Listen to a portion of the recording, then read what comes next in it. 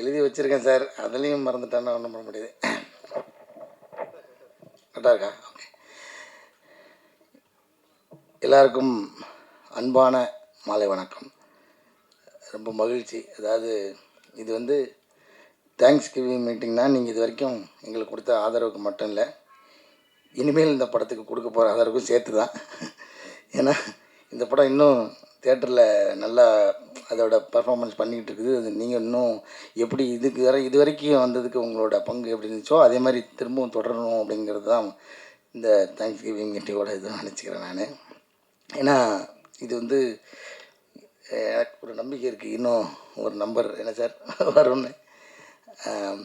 முதல்ல இந்த வாய்ப்பு கொடுத்த டைரக்டருக்கு நன்றி. ஏன்னா அவர் பேரை விட்டுட்டோன்னா ரொம்ப கஷ்டம்.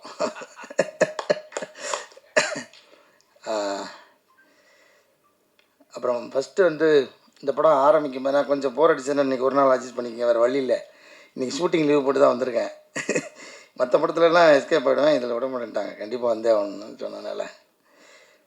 ஃபஸ்ட்டு அபிஷேக் ராஜா, அவர் மூலமாக தான் எனக்கு டைரக்டர் தெரியும், அங்கேருந்து தான் ஆரம்பிக்குது. ஸோ அபிஷேக் ஒரு நாள் கதை கேட்க சொல்லி, அது ஏற்கனவே சொல்லிட்டேன் நினைக்கிறேன். அந்த கதையை கேட்டுட்டு அதுக்கப்புறம் கதையை கேட்குறதுக்கு முன்னாடி முதல்ல டைரக்டரை பற்றி சொன்னார், அப்புறம் அந்த கதையை பற்றி சொன்னார், அந்த கதாபாத்திரத்தை பற்றி சொன்னார். அது எங்கள் அப்பா மாதிரி இருந்துச்சு.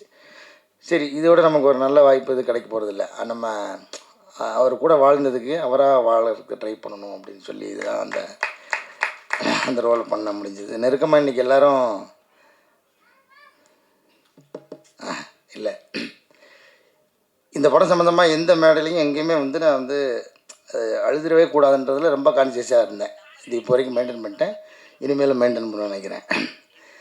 ஏன்னா இது ஆடியன்ஸ் வந்து பயங்கரமாக உள்ள இதை ஊடுருவி பார்த்தாங்கன்றதை நான் வந்து தேட்டருக்குள்ளே நாங்கள் போகும்போது பார்த்தோம். அந்த மொதல் ஷோ தேட்டர் விசிட் போனப்போ என்னை கட்டி பிடிச்சிட்டு ஒருத்தர் லிட்டரலாக என்னோடய சட்டை பின்னாடி நனைஞ்சிச்சு, அவ்வளோ நேரம் அழுதார். அப்புறம் என்னோடய ரொம்ப நெருங்கிய நண்பர் டாக்டர் முருகேஷ் பாபு, ஒரு டைரக்டர் ஆகிட்டார், ஒரு படம் ரிலீஸ் ஆக போகுது, அவரும் இந்த சம்பவத்தை பண்ணார். இந்த மாதிரி எண்ணிக்கை இல்லாத ஆடியன்ஸ் நேரடியாக நம்ம போய் பார்த்ததில் இருந்துச்சு. நம்ம வேறு எதுவுமே பண்ணல, அந்த ரோல் ஓரளவுக்கு அது ஜெனுவனாக பண்ணதுக்கு ட்ரை பண்ணோம். அது வந்து இவ்வளோ பெரிய இம்பேக்ட் க்ரியேட் பண்ணணும்னு எனக்கு தெரியாது. இது ரொம்ப ஃபஸ்ட் டைம் எனக்கு இந்த மாதிரியான உணர்வுகள் வந்து சேர்ந்துச்சு. அதாவது ஒரு கண்ணீரை பதிலாக சொல்கிறது. அப்புறம் வந்து இந்த ஆர்ட்டில் மட்டும்தான் அழுகை கூட ரசிக்க முடியும். அது வந்து சினிமாக்காரங்க நடிகர்களுக்கு அவர் கிடைச்ச பெரிய ஒரு வரம்.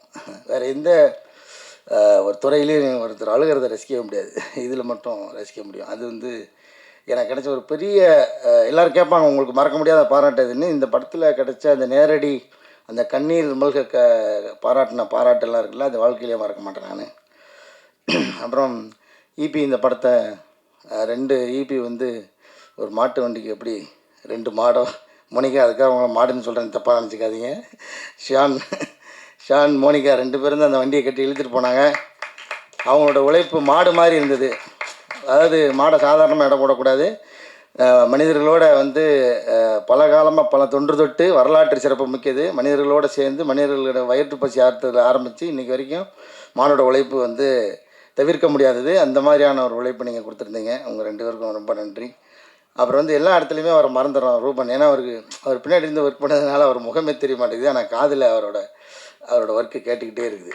ஏன்னா ஒவ்வொரு தேட்டரில் ரிப்பீட் பார்க்கும்போது இந்த எனக்கு தெரிஞ்சு இந்த படம் நான் நிறையா ஷோ பார்த்துட்டு நினைக்கிறேன். நடித்ததில் நான் அதிக நம்பர் பார்த்தது கார்கி, அதுக்கப்புறம் இந்த படம். போகிற ஷோலாம் அந்த ரிசல்ட்டுக்காக மட்டும் போய் லாஸ்ட்டில் எட்டி பார்க்காம முழு படமும் உட்காந்து பார்த்தோம். ஒரு மாதிரி நல்ல எக்ஸ்பீரியன்ஸாக இருந்துச்சு.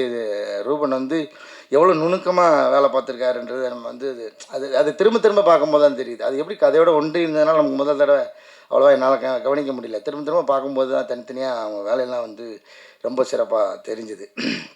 ரூபன் இந்த நேரத்தில் ஒரு மனமார்ந்த நன்றி தெரிவிச்சுக்கிறேன்.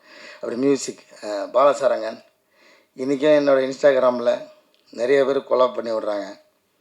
அதில் பெண்களோட கமெண்ட் எல்லாமே பாலசாரங்கனுக்கு மட்டும் குறிப்பாக 2 வரி சேர்த்து வருது. அதுக்கப்புறம் தான் தெரியுது இவங்க எல்லாம் அவரோட கேர்ள் ஃப்ரெண்ட்ஸு.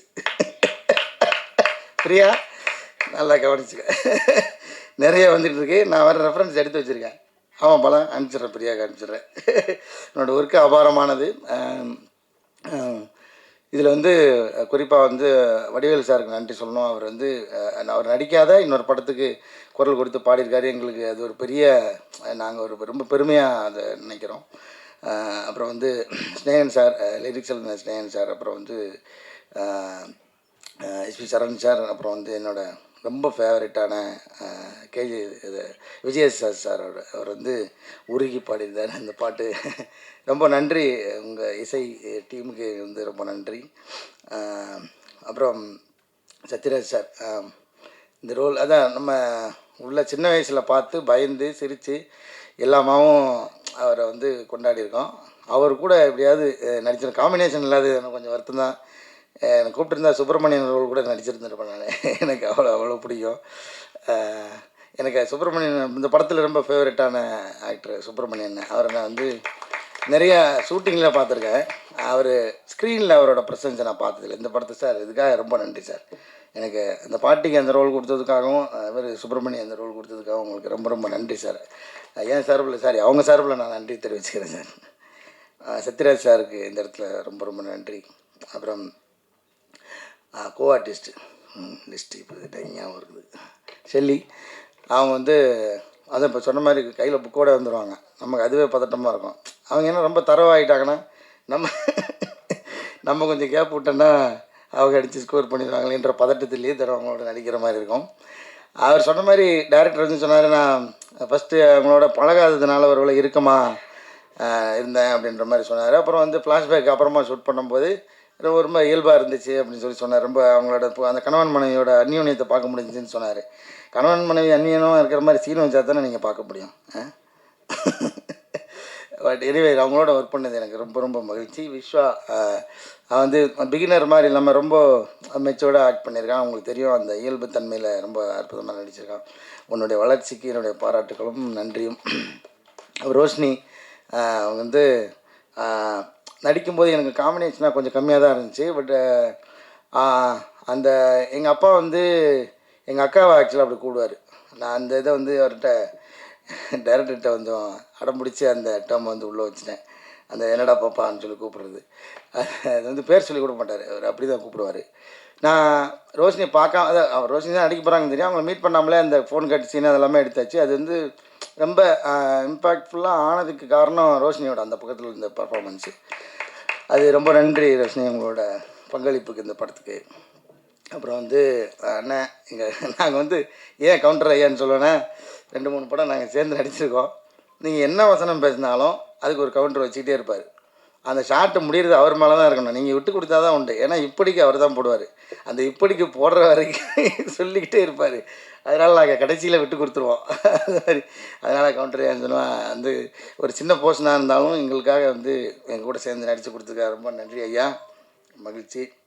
அப்புறம் வந்து கோஆர்டிஸ்டில் வரட்ட ஆனந்த் சார், அவர் சொன்ன மாதிரி அவர் எக்ஸ்பீரியன்ஸுக்கு ரொம்ப அசால்ட்டாக பண்ணிட்டார். பண்ணும்போது எங்களுக்கு உண்மையிலே அந்த எனக்கு அது ஏன்னா ஒரு கேஷுவலாக ஒரு ஃப்ரெண்டு கூட நடிக்கிறார்ன்ற மாதிரி தான் விட்டுட்டேன். அப்புறமா அது எல்லோரும் கோட் பண்ணி திரும்ப பேசும்போது அந்த கெயில் கேரக்டரு அப்படி சும்மா அப்படி வந்தாலும் பயங்கரமாக ரொம்ப லைவாக இருந்துச்சு. அப்படிலாம் நிறையா பேர் சொல்லும்போது ரொம்ப மகிழ்ச்சியாக இருந்துச்சு சார். உங்களை அனுபவத்தை எங்கள் கூட ஷேர் பண்ணிக்கிட்டதுக்காக ரொம்ப நன்றி sir. Thank you so much sir. Kids sir இல்லை ஓகே குழந்தைகள் அந்த குழந்தைகளாம் நடித்தாங்க. தனுஷ் கார்த்திக், அப்புறம் குட்டி பாப்பா பேர் என்ன சார், சாக்ஷிதா. ஓகே, அவங்க எல்லாமே வந்து சூப்பராக கோஆப்ரேட் பண்ணாங்க. தனுஷ் கார்த்திக்லாம் கோஆப்ரேட் பண்ணல, எங்களை வச்சு செய்வான். ஆனால் அதுதான் அந்த அந்த கேரக்டருக்கு ரொம்ப பொருத்தமாக இருந்துச்சு. ஏன்னா அதை திரும்ப நான் ரெக்கலெக்ட் பண்ணி பார்க்குறதுக்கு அவனோட முகம் எனக்கு ரொம்ப உதவுச்சு. ஏன்னா ஃபோன் நோண்டிகிட்டே இருக்கும்போது சின்ன வயசில் டிவி கூட பார்க்க விடாமல் மேலே புரண்டுக்கிட்டு இருக்கிறவர் அந்த சுட்டி பையனா அவன் ரொம்ப அழகாக கண்ணுக்கு தெரிஞ்சான். அது அவனை நம்ம மிஸ் பண்ணுறோன்ற ஒரு ஃபீல் இருந்துச்சு. இவனை நேரில் பார்க்கும்போது அவனை கனெக்ட் பண்ணும்போது அந்த ஃபீல் ஆட்டோமேட்டிக்காக வந்துச்சு. ஸோ இதுக்கெல்லாம் ஒரு கேஸ்டிங் வந்து ரொம்ப முக்கியம் நினைக்கிறேன். நடிகர்களுக்கு இன்னும் மற்ற நடிகர்களுக்கு கனெக்ட் பண்ணி நடிக்கிறதுக்கு அந்த கோ ஆர்டிஸ்ட்ன்றது ரொம்ப ரொம்ப முக்கியம் நினைக்கிறேன். சாம் சார் இன்னும் வரல நினைக்கிறேன் இன்றைக்கி. ஆமாம், அவரும் நிறையா ஷேர் பண்ணிக்கிட்டார் அவரோட அனுபவங்களை. அவருக்கு ரொம்ப நன்றி. அப்புறம் நம்ம ஜார்ஜ் மாதிரி அண்ணன் அவரெல்லாம் கண்டிப்பாக பிஸியாக இருப்பார், தோது இருக்காது. அவரோட நடிக்கும்போது தான் நான் வந்து பெரிய கிரைம் பண்ணிட்டேன். ஒரு நாள் 6 மணியே ஆயிடுச்சு. கிரேஸ் டைமில் ஷூட்டிங் பண்ணிகிட்ருக்கோம். அந்த டிரைவிங் கற்றுக்கிறதுல அது வந்து முடிக்கவே முடியல. அது எனக்கு ஒரு தடவை சிரிப்பு வந்துச்சுன்னா, திரும்ப அந்த இடத்துல ரொட்டீனா எத்தனை தடவை அந்த ஷாட் எடுத்தாலும் திரும்ப திரும்ப சிரிப்பு வரும். அது வந்து அடக்கவே முடியாம வந்துக்கிட்டே இருந்துச்சு. அப்புறம் ஒரு கட்டத்துக்கு மேல டைரக்டர் வந்து ரொம்ப பொறுமை இழந்து வந்து சொல்லிட்டாரு, "சார் அவ்வளோதான் லைட் போக போகுது. இந்த ஒரு தடவை எடுத்துக்கலாம். சிரிக்காம இருங்க." அப்படின்னு பல்ல கடிச்சிட்டு அந்த ஷாட் நடிச்சுட்டு வந்தோம். ஜார்ஜ் மரியான் அண்ணனுக்கு ரொம்ப நன்றி. மற்ற யாராவது விட்டுருந்தா கூட நடித்த எல்லாருக்குமே ரொம்ப ரொம்ப நன்றி. அப்புறம் வந்து எஸ்ஆர் பிரபு சார் முக்கியமான பங்கு. அதாவது இந்த அதான் காசு வச்சுருந்தால் படம் எடுத்துடலாம். நல்ல ரைட்டிங் திறமைசாலியாக இருந்து எழுதியிருந்தா நல்ல படமும் நல்ல கதையாகவும் வந்துடும். டைரக்ஷனும் பண்ணிடலாம், எல்லாம் ஓகே எடுத்துடலாம். எல்லாமே நல்ல படமாகவே இருந்திருக்கும். ஆனால் அது மக்கள்கிட்ட போய் சேர்றதுக்கு வந்து முக்கியமான ஒரு காரணம் வந்து எஸ்ஆர் பிரபு சார். அது வந்து அந்த மாதிரியான ஒரு லேபிள் அடித்து ஒட்டும்போது தான் அந்த ப்ராடக்டே வந்து வேல்யூவாக மாறுது, இன்னும் கொஞ்சம் கூடுதுன்னு நினைக்கிறேன். ஸோ உள்ளே இருக்கிற அந்த பொருள் தரமாக இருந்தாலும் அது மேலே ஓட்டுற லேபிள் ரொம்ப முக்கியன்ற மாதிரி எஸ்ஆர் பிரபு சார் இந்த படத்தை வந்து ரிலீஸ் பண்ணதுக்காக எங்கள் டீம் சார்பாக நன்றி தெரிவிச்சுக்கிறோம். குகன் சார் ரொம்ப நன்றி சார். உங்களோட அந்த முதல் அந்த சொல்கிறது அந்த ஃபஸ்ட்டு இது இருக்குல்ல, அது நீங்கள் சொன்னது தான் டேரக்டர் அடிக்கடி சொல்லியிருப்பாரு. குகன் சாரோட ரியாக்ஷன்லேயே எனக்கு தெரிஞ்சிருச்சு இந்த படம் எப்படி வாங்கிடுவாங்க அப்படின்றது. அந்த மாதிரி நீங்கள் இந்த படத்தை ரிசீவ் பண்ணதுக்காக ரொம்ப நன்றி சார். ஜாக்கி சார் இதுக்கு முன்னாடி கார்கி ஒர்க் பண்ணோம். அப்போ இந்த படம் கதை கேட்டு ஒரு நாள் எனக்கு ஃபோன் அடித்து கதை கேட்டுட்டு ஃபோன் அடித்தான்னு நினைக்கிறேன். ஆமாம் ஆமாம், இந்த மாதிரி நான் தான் பண்ணுறேன் அப்படின்னாரு. எனக்கு ரொம்ப சந்தோஷமாக இருந்துச்சு. அவ்வளோ பிஸிலையும் அவ்வளோ பெரிய பெரிய படங்களுக்கு, அந்த பெரிய முரட்டு படங்களுக்கு மத்தியிலையும் இந்த படத்துக்கு வந்து ரொம்ப ஆத்மார்த்தமாக வேலை பண்ணி கொடுத்த ஜாக்கி சாருக்கு வந்து ரொம்ப நன்றி. எடிட்டர் சமோஸ்கி அதான் அவரை பற்றி பாராட்டுறதுக்கு என்ன இருக்குது? ஏன்னா இன்னும் ஒரு வேலையை முடிக்கவே இல்லை. இன்னமும் அவருக்கு வேலை கொடுத்துக்கிட்டே இருக்காங்க பாவம். எனக்கு தெரிஞ்சு நான் பேசுகிறதையும் கொண்டு போய் எடிட் பண்ணி நைட் எடிட் பண்ணி காலைல போஸ்ட் பண்ணுவார். அவ்வளோ கண்டென்ட் எடிட் பண்ணிக்கிட்டு இருக்காரு. தியேட்டருக்கு நாங்கள் போகிற ஃபுட்டேஜெலாம் எடுத்து எடுத்து அனுப்பி